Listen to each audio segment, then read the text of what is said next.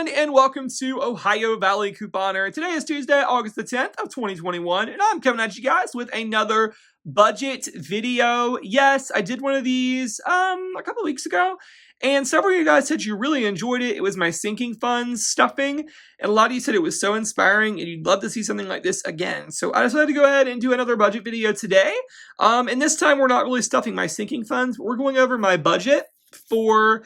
This is actually a revised budget. I check in with my budget all the time. I set this budget at the beginning of August, like when I stuffed the sinking funds. But I want to go through, I'm doing a revised budget because a couple of things have changed. So sometimes you will have to do that. You might have to adjust your budget and tweak things a little bit. So I'm going back through. I thought, well, if I have to do this anyway, I might as well show it on YouTube so you guys can kind of see the process and how I do what I do. So I am so excited to do this today.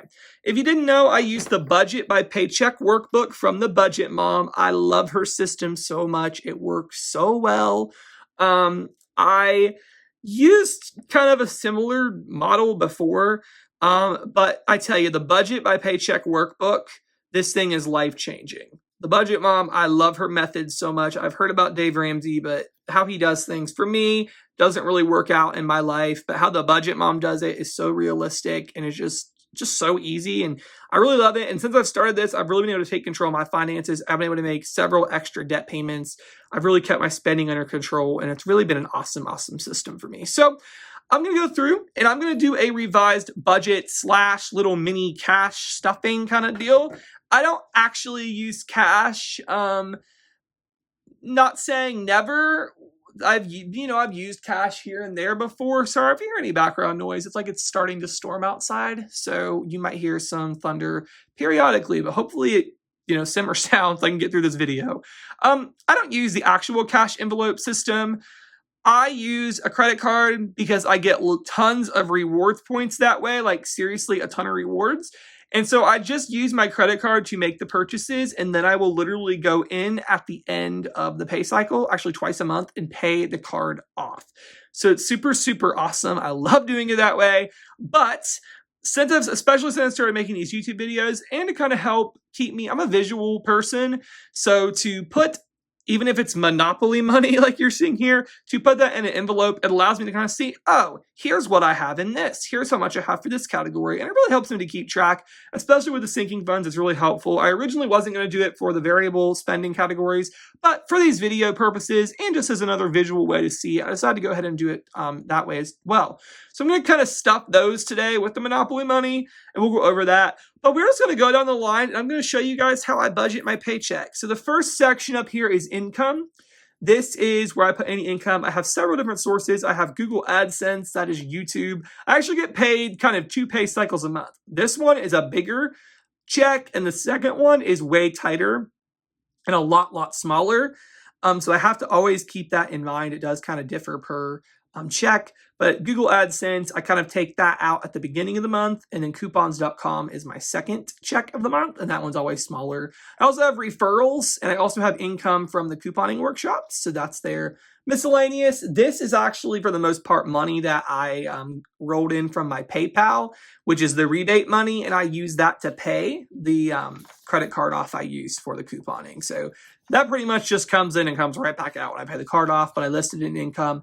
And then also rollover, that's any money I had remaining from my last paycheck. You guys aren't going to find out any of the income. That's personal. I really am just going to leave that to myself. But I take that income and I go down the line and do a zero-based budget. We're also going to leave the tithes and offering and the missions, and I also set money for a future fund for church. I'm not going to give those amounts out because it'd be really easy for you guys to figure out the income, so we're not going to do that. But we are going to go down the line for pretty much all the rest of these bills. So really cool. First one we got is my Up subscription, which it's called Up Faith and Family. They are a streaming service. I pretty much try to pay for the streaming services for our family's household. My family really doesn't require me to do anything money-wise, but I do like to chip in with the subscription services, and I also like to chip in with groceries. So there's that, but I do pay for this Up subscription. So that is $6.42 typically a month. So we're going to put that in. Okay, Disney Plus, this one's got me confused, and I'm not kind of sure how this will work. next week in the video, we're going to do a budget results. So we're going to see how this budget actually panned out with how the actual results turned out versus the budgeted. So we're going to do that next week.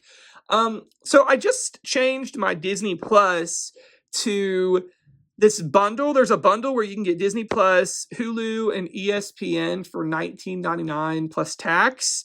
And so I had an existing Disney Plus account, and so I upgraded to the Hulu, and it charged $12 something to my card, but Disney Plus hasn't charged yet this month, so I'm not exactly sure how it's going to turn out. I'm just going to put $21 down, and better safe than sorry. So $21. We'll see how that turns out.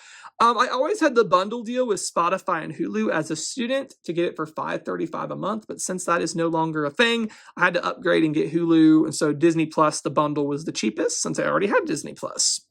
Okay, iCloud storage, I pay 99 cents a month for my iCloud storage, so that's good. Okay, we also have Discovery Plus, again, another streaming service. I tell you, these streaming services are like more expensive than cable. It is $7.50 a month, and that has all reality TV all over it. So there's that. Spotify, I'm guessing, is going to be $11, but I'm not sure with tax. I'm not sure it could come in cheaper. Okay, and then the Times Recorder, that's our local newspaper company.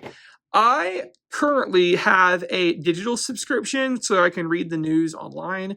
That's $9.99 a month, but I also just subscribe to get a regular copy of the paper because there's a deal right now that I can get the Sunday paper, which is what I really care about because it has the coupons in it, for $7.50 a month. And I also get the Thursday paper with that, which I don't care about, but I'll give it to my great uncle who loves to read the paper.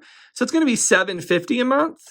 So total for Times Recorder, they should take out $17.49. Okay. Yeah, it's storming, guys, if you heard that. Sorry. The medical bills. So I have a recurring medical bill. Sometimes it's once a month, sometimes it's twice a month. Just depends on how the pay cycle works. But for this check, it's going to be $114 there. My Chase card, this is what I pay for my couponing. So how I do my couponing is I just charge all my transactions to my Chase Freedom card. I get a ton of cash back that way. And what I'll do is I'll take my PayPal balance, which will be up here in miscellaneous, and I will use that to pay my Chase card. So this is going to be $436.63. And so I have the money pretty much to pay for it. I had to pay a little bit extra just because I did a lot of deals last month. For the most part, the miscellaneous covered it for the most part. So that's good. And then I also have a minimum payment on my Discover student loan of $18.22. So I had to make that minimum. I always will make that minimum. But as you're going to see down here, I pay a ton extra towards it to really drive the cost down. So if I was showing you guys the numbers, I would go through this budgeted section. I would put the income total, and then I would come down here to my budget, add all these up, and do whatever's left over. So the income minus the bills. So I know that amount in my head. I know what I have left. So now we're going to move down here to the envelopes. And these are my variable expenses. I always say you can control, or you can't control your bills. Like, you really can't control them. But your variable expenses, this is truly where you're going to make the most difference in your budget. Seriously. I know it sounds crazy, but it's true. So for these, I'm going to go ahead and budget. I only have 4. I consolidated one. I watch a YouTuber. Her name is Jay Wackers. She is so good at budgeting. I love her channel so much. She has truly been one of the biggest inspirations to do this. I mean, she does the real cash, but she does this budget by paycheck thing, and she's, aggressively paid off her debt. And it's just been such a huge inspiration. It's kind of really inspired me to do this as well. And so she just consolidated her eating out and groceries into one. And I feel like for me, that might work better too, because a lot of times I put too much into groceries and not enough into eating out. And so I decided to go ahead and consolidate my food budget, and you'll see that here. So the first category of envelopes is blow money. I'm going to go ahead. This is like my personal spending money, my allowance. I'm going to go ahead and give myself $75 for blow. And I'm going to be real. I've already spent some of this. That's why I'm coming back through and adjusting my budget. Some things changed. Some things were different. And so that's why I was going to go ahead and adjust my budget to reflect so. So I've already spent some of this. But for visual purposes, we're still going to stuff it. And like I said, in next week's video, we will go through and do a budget results and see, okay, here's how much I have left. Here's how much I spent. Here's how much I stuck to my budget. So we got blow money. We got the starting balance here. So we're just going to write 810. And I'll go back through with you guys and I will talk about the numbers and how it all pans out. But I have $75 in blow money. So what I'm going to do is I'm going to just take I'm going to take two 20s, two 10s, two 5s. So there's 70. You know what? I'm pretty sure I'm going to spend all this. So we're just going to put 3 5s in. So we got 20, 40, 50, 60, 65, 70, 75 into blow money. So that's awesome. Love that. So let's put that in here.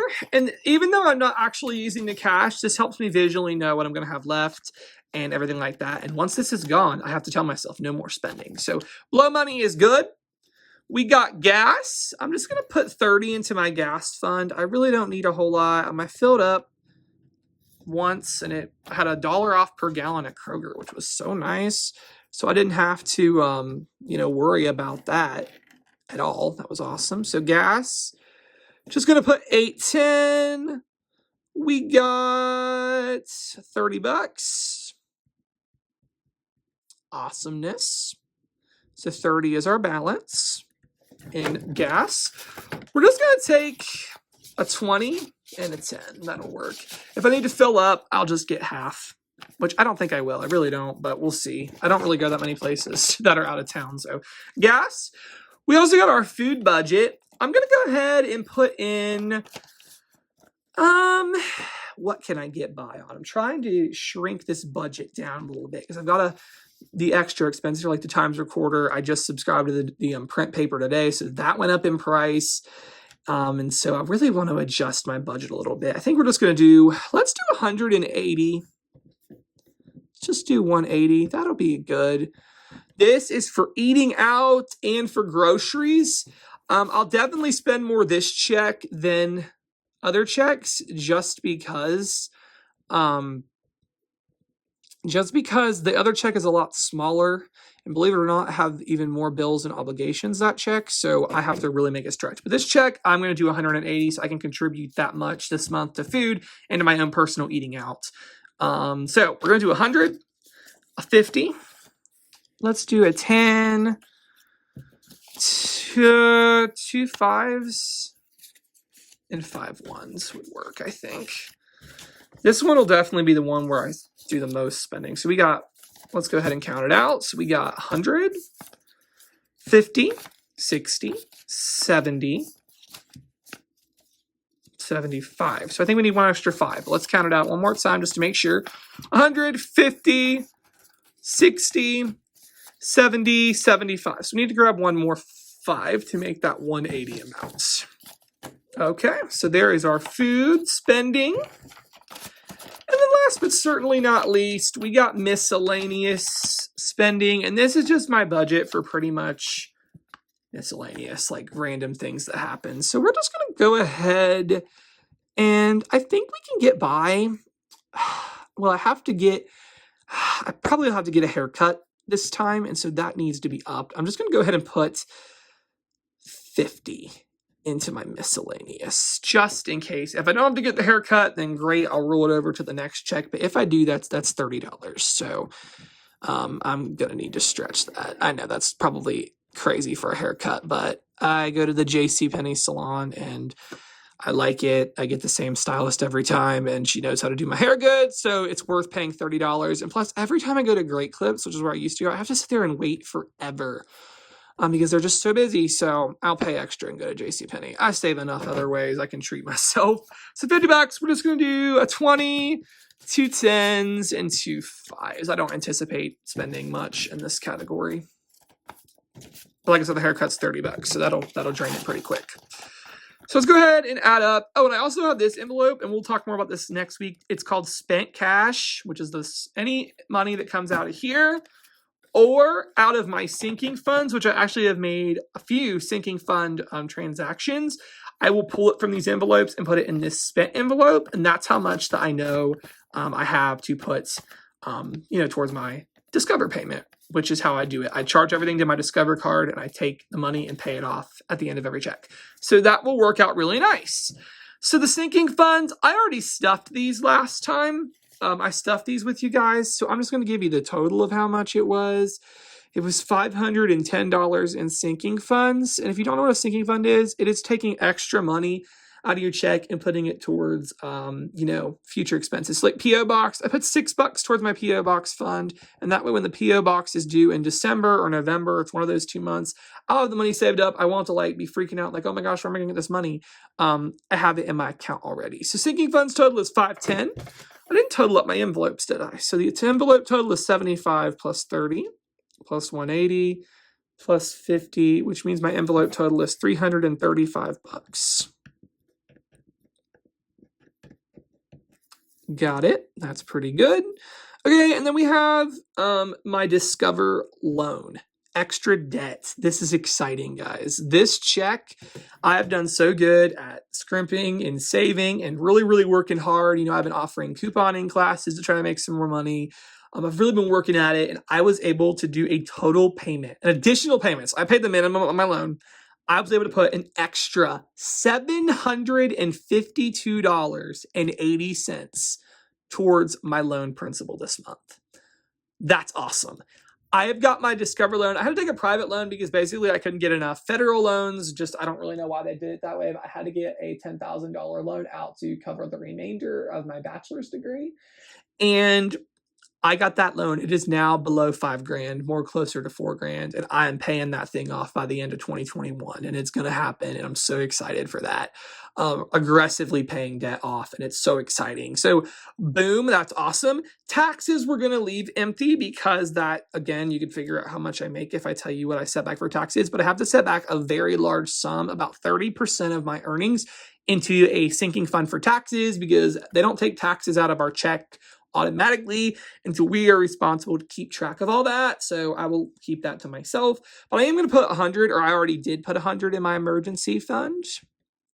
So there is that. And I am so happy. This was a really awesome budget. I am, got a little while more to go with this, but next week I'm going to sit down and do a budget results video. You guys should see that probably next Saturday. Because this budget should run through the 19th, next Thursday is how long this budget should run. And then after that, we will start budget number 2 for August, and that will carry us through the remainder of August, and I will have videos for that as well. So let me know if you guys enjoyed this budget with me video. I really enjoyed this. I love watching these videos so much on YouTube, and I don't know, I just thought some of you might like to see how I do what I do, how I keep a handle on my spending and my money. The Monopoly money thing is totally not necessary unless you're visual like me. And I really, one of the main reasons I do it is, number one, I like to physically show you guys me stuffing, because I am stuffing the envelopes, even though it's, just setting back the money in my bank. But I want to show you guys the actual effect this has and how this really works. And I like the visual part of it too. So I've been enjoying this. And so yeah, that is my budget for this time. And I hope you guys enjoyed, and thank you so much for watching.